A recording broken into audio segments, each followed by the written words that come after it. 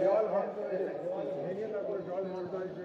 আর rail লাইনের পেছন দিকে 3টে ফায়ার টেন্ডার দিয়ে ওখান থেকে নিভিয়েছে, তাই জন্য এটা পুরো টোটাল কাজ।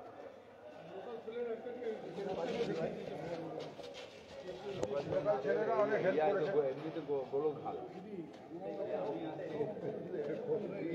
লোকাল ছেলেরা প্রচুর হেল্প করেছে। লোকাল ছেলেরা প্রচুর হেল্প করেছে আমাদের। আমার কোভিডের সময় আমার গার্ডেন নিচে ছিল, এই লড়াই দুজনের গ্রুপে থামাতে নিজের কোভিড হয়ে গেছে। আগুন প্রায় নিভে গেছে, ভেতরে অনেকগুলো ফ্যাক্টরি ছিল বলে আগুন লেগে অনেকটা সময় লাগলো।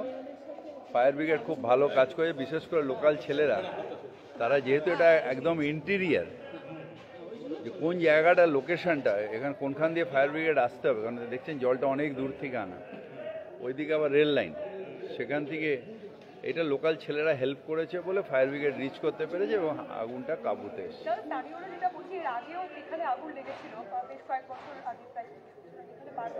দেখেন এখানে আর্থসামাজিক যে সমস্যা সেটা হচ্ছে যে গরিব মানুষের বাস, ছোট ছোট কারখানা যেগুলোকে বলা হয় যে একেবারে কটেজ ইন্ডাস্ট্রি, যেগুলো মানুষ নিজেদের ঘরে বা ঘরের পাশে করে, এটা কুটির শিল্প। এখন বাই ফোর্স এগুলো তুলে দিলে মানুষের পেটের সমস্যা হবে, এরকম যাতে অ্যাক্সিডেন্ট না হয় এটা দেখা উচিত। এবং আমরাও একটা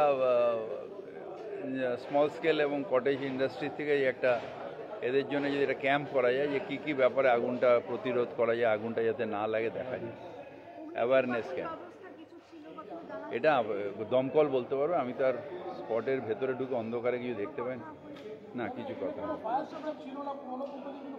সেটা দেখা যাবে, সেটা দমকল ঠিক দেখবে। এটা দেখার কাজ আমার না, যাতে মানুষের ক্ষয়ক্ষতি হয়নি, এটাই আমার কাছে সবথেকে বড়।